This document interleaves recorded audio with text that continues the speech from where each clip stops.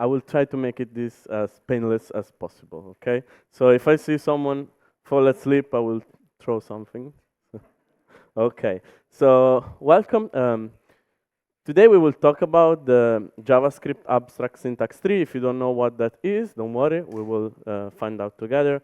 Let me introduce myself. I'm a Senior Developer Experience Engineer at NearForm. I work on Node.js core, do releases, security, work on the HTTP stack of Node.js. So if I broke a release, like happened recently, it's my fault.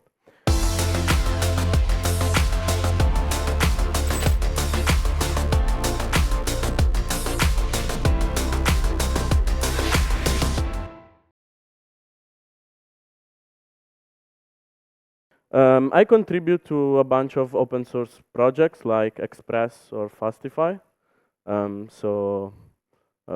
Yeah, I'm quite active in the open source space of Node.js. But let's go to the point, okay?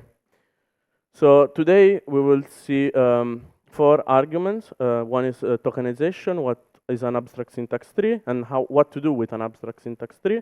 And we will do some code search on JavaScript files. Let's get started with something simple. Okay, so this is JavaScript and it's broken. Okay, there is something missing, obviously. And as you notice, the IDE, in this case Visual Studio Code, is underlying with a big fat red line under it because it knows that it's broken. So if I try to execute this piece of code, I get an error, okay?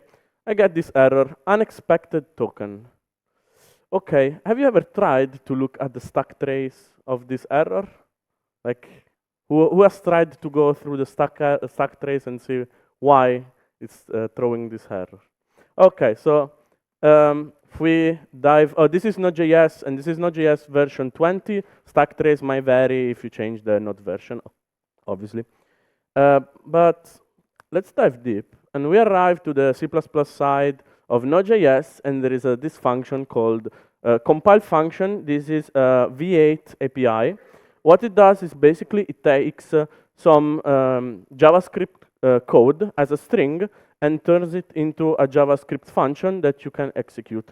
So it wraps JavaScript code into, let's say, a main function that you can execute. So yeah, JavaScript has a main, and as the name suggests, there is some compilation process involved, which is quite peculiar because we always talked about JavaScript as an interpreted language and so on. But we will see later, like, what does this mean? So we will talk about V8 because obviously Node.js uses V8 underneath the JavaScript engine. And I will simplify it by a lot, but this is the execution schema of V8. So you take the source code, and in this case is the JavaScript file. Before that, Node.js does a lot of stuff with the module system, like makes sure that when you require dependencies, the source code is selected correctly. Takes the source code, it parses it into something else, transforms the JavaScript code into something else, and then it does some magic stuff, but we will not dive too deep into the compilation and the optimization of the code. But we'll see the first 2 steps, which are source and parser.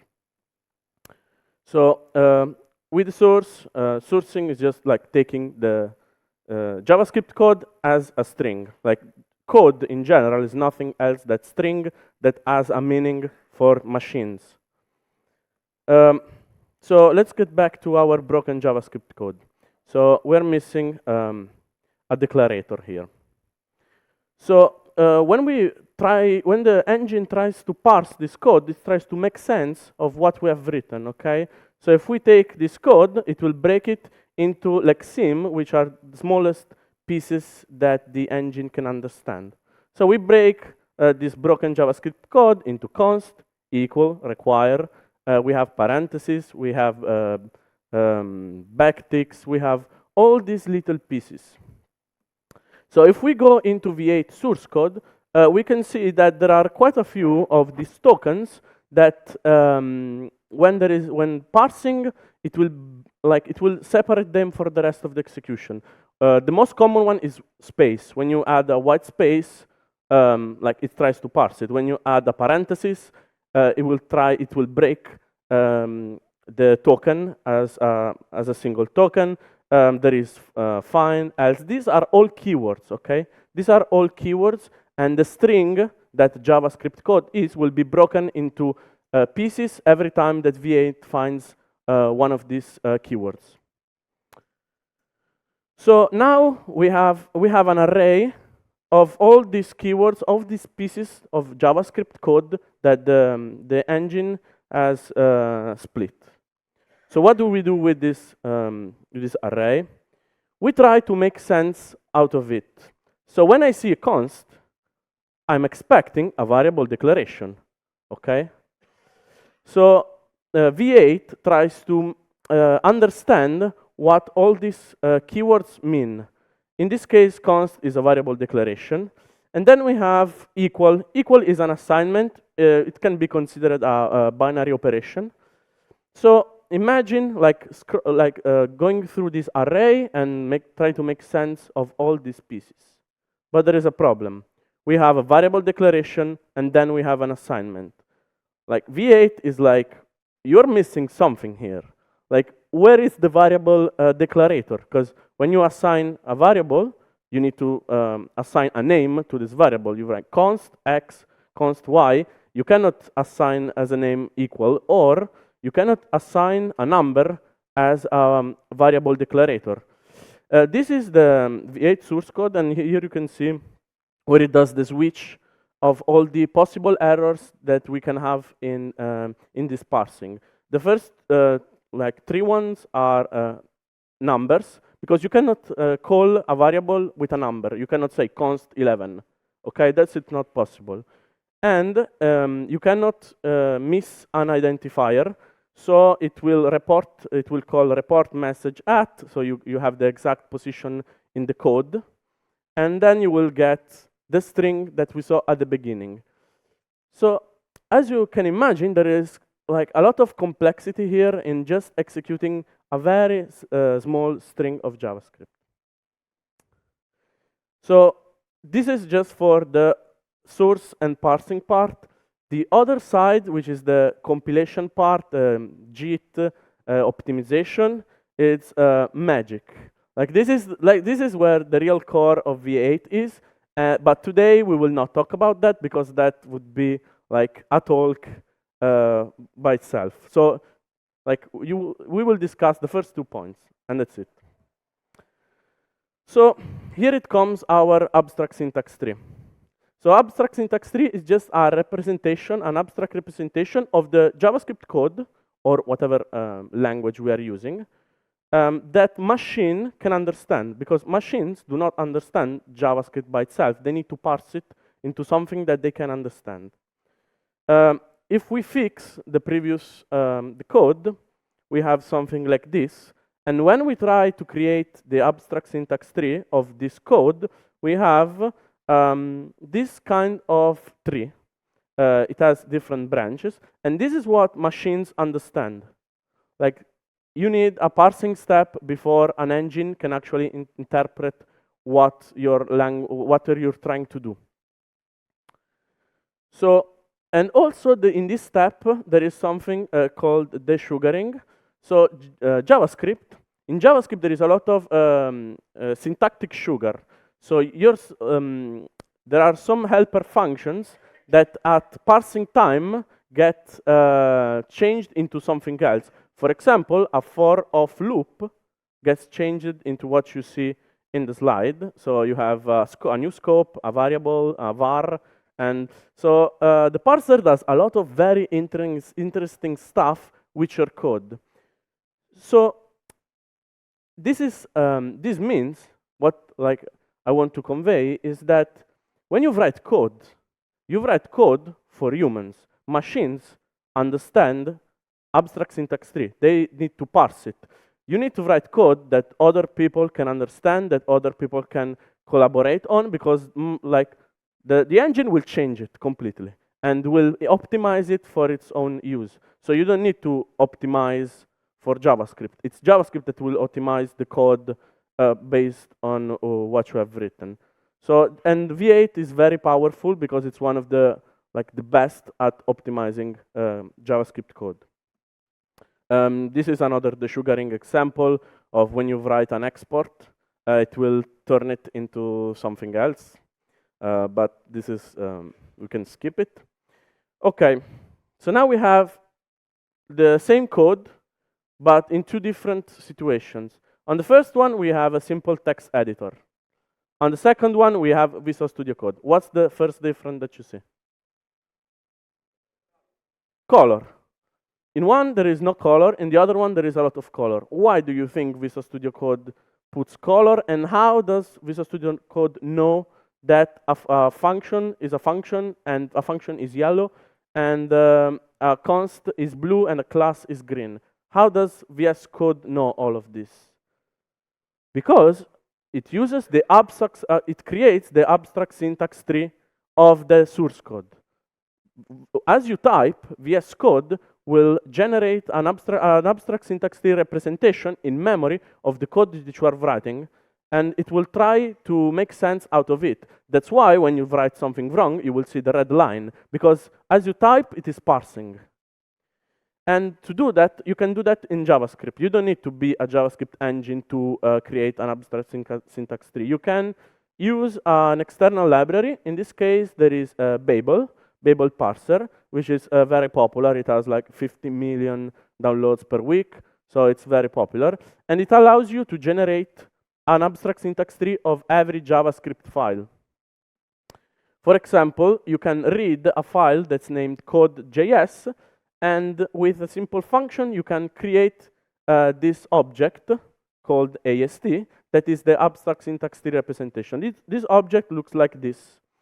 In case we have const fs, we have variable declaration, which is const, and its kind, it's like a variable declaration could be a var, could be a let, could be a const. In this case, it's a const. You have variable declaration and const. So what this means is that our code is actually translated into a JavaScript object that we can manipulate. So another very cool thing is that we can take an abstract syntax tree and transform it into code. Okay, so we can take code, modify it, and then turn it into code again. And this is something very interesting. I will show you some examples. Like, imagine we read code, we generate the abstract syntax tree, we modify it, and then we write it again in the same file. Like when you use VS Code, you are already doing this without knowing. And that is called a formatter. Formatter does exactly this. We will see it later. So the prime usage is linters.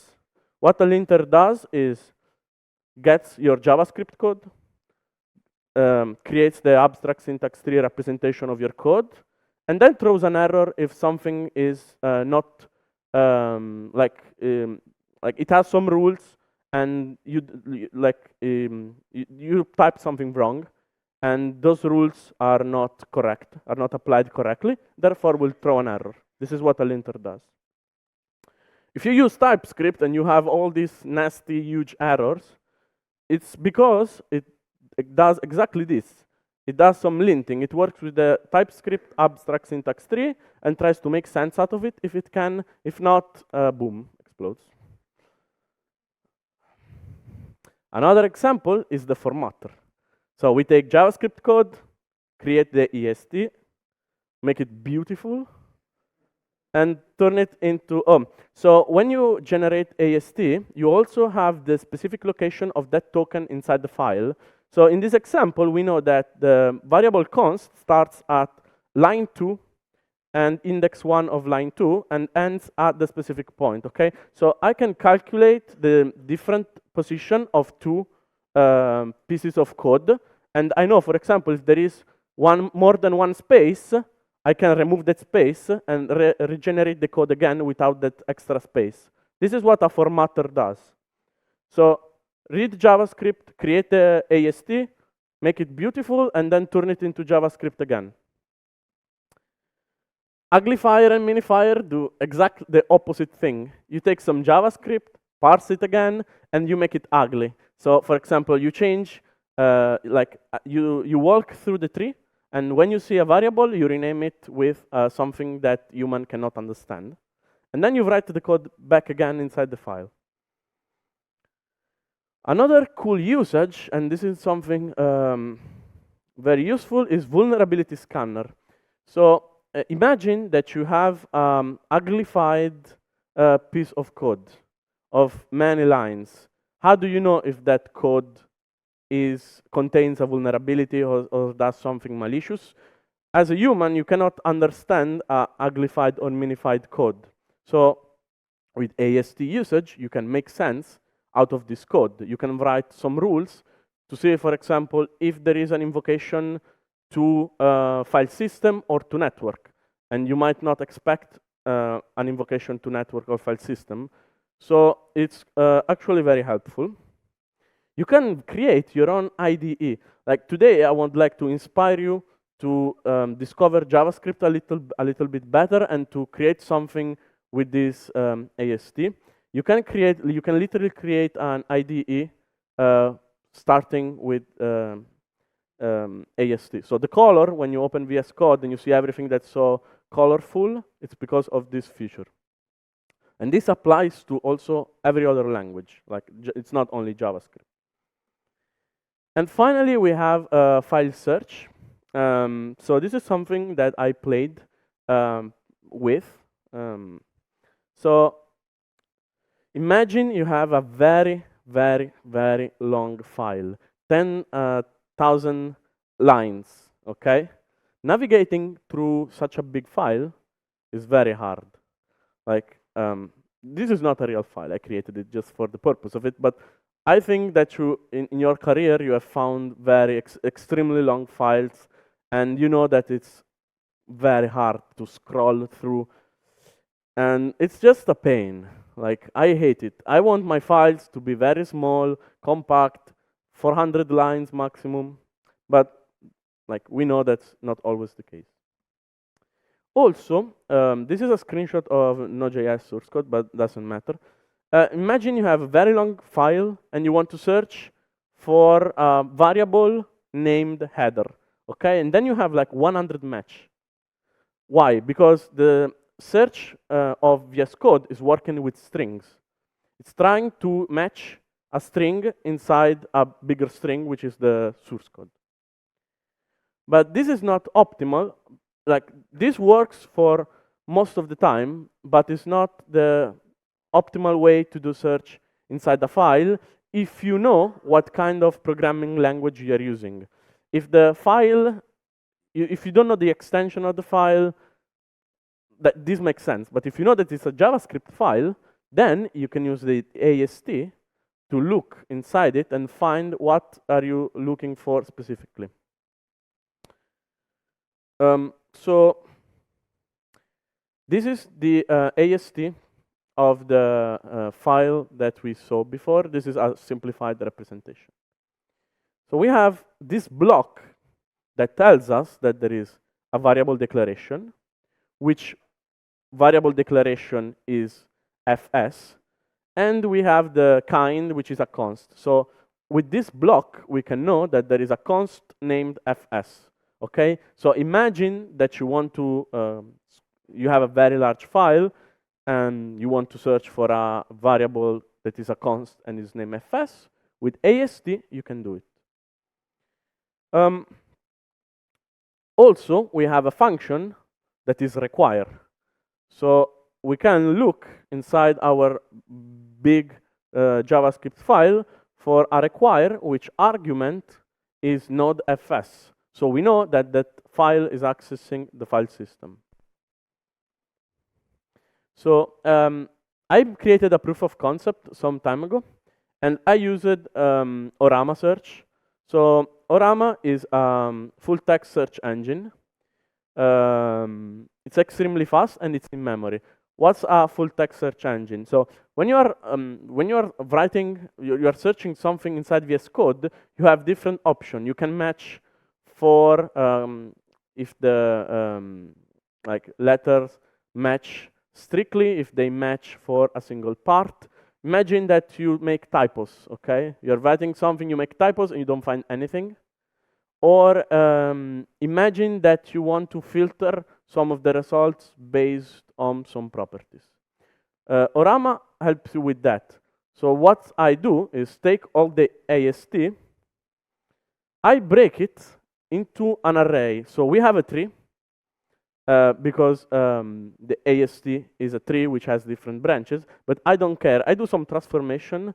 I make sure that every node, like this tree has different nodes, I break all of them and put in on a flat array. And meanwhile, I make some transformation. I will not show the code that specifically does this, but I will link to the repository. So if you are interested, you can have a look at how this process is done later. So once we have broken our tree into an array, we can create a database when we start indexing all this node. So indexing in this case means that we can start doing search for specific like name of variables, name or function, class names. We can filter if we want a class name or we want a variable name or a function name or a class property, whatever, because our search engine knows JavaScript. So it's not treated as strings anymore. It's treated as JavaScript code. So this is the insert API. So we create the database. We provide it as schema. So we have a few fields, which are name, so the name of the variable, the class, the whatever. The type, if it's a variable declaration, a variable declarator, or whatever. The kind, if it's a let, if it's a string, whatever kind of variable it is. And then we also have parent ID, so we can reconstruct the structure of the tree by referencing the index of the ID of the parent, and also by referencing the type of the parent. Because we have variable declaration and variable declarator, we have to know that those two are linked together. But this is more a technical problem. So we add all these things inside our database, and then we do some search. In this case, we search for the term fs, and we filter, we check where the parent type is a variable declarator, and the kind is a const. So inside our search engine, we are now able to find very specific references to JavaScript code. And the result looks like this. We know we have specifically, we have all the iParent ID, the ID, those are all generated, but we have the location inside the file. So all that an IDE does is very similar to this. When you control click into something, it goes to the location where the IDE finds the implementation of that code. This is the way IDE works. This is what like allows you to search through code quickly. This is what allows you to drill into functions and like the control click thing that you do on all IDEs. This is how you do it. A very simplified version, of course. So as inspiration, so like whatever we do, in 2024, we need to add AI on it. I'm not an AI expert, but I want to leave you as an idea that abstract syntax tree is not made for humans, it's made for machines. But AIs can help with this kind of task where humans are not good enough. So imagine that you want to create a vulnerability scanner. You can also create an AI that looks for certain patterns inside the abstract syntax tree of the code that you're trying to check.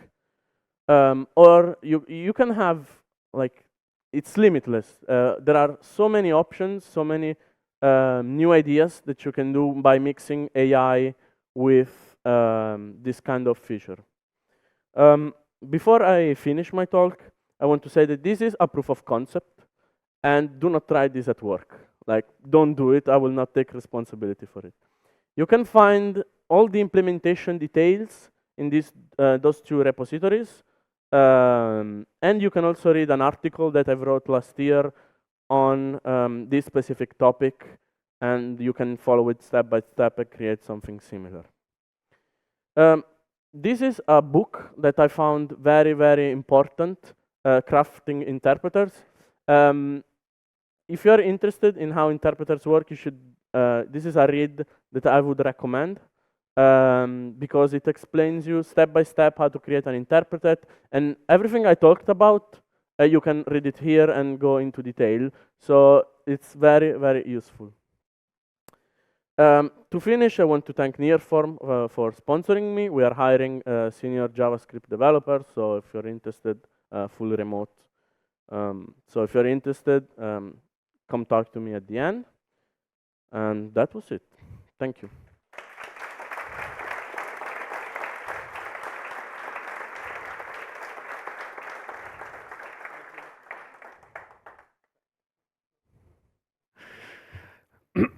Thank you, Marco. Thank you. Really amazing. We have time for questions. We have time. So, Massimo. Thank you. Have you tried different parser for your code, which is better for other reason, performance maybe? So I tried two. One is Acorn. So Acorn is the one that is used by Node.js as a dependency, and it is used for the REPL feature. So like when you type code, that is Acorn. I also like just one of those two projects that I linked. One is made with Acorn, and the other one is made with Babel. So you can just find out which you like the most. I think Acorn is probably simpler to work with. Babel is like a bit more complex, but they just work very similarly. So there is not a big difference. Okay, thank you.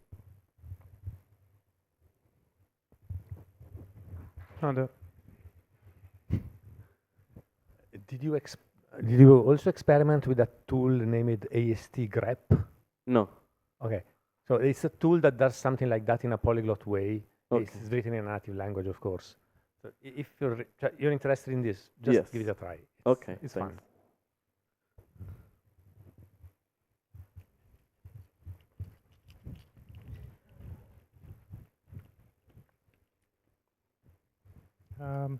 My question is, when you parse some super language of JavaScript, does Babel help you with that as well?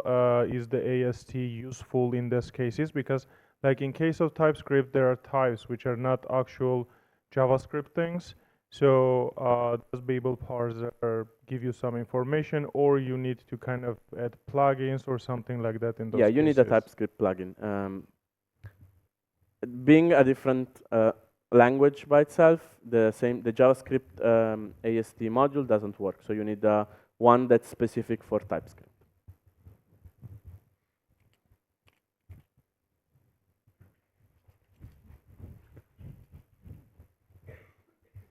Hi. I was wondering, currently there are packages that already perform like automatic code migrations for breaking changes. But there are no like community standards for more broader implementation across libraries. Do you know maybe some packages that handle that more in a global way? Yeah, like migration tools for JavaScript do exactly this thing. The most popular one is the one that migrates from CJS to ESM. I don't specifically rename the package name right now, but it's like the first result on Google.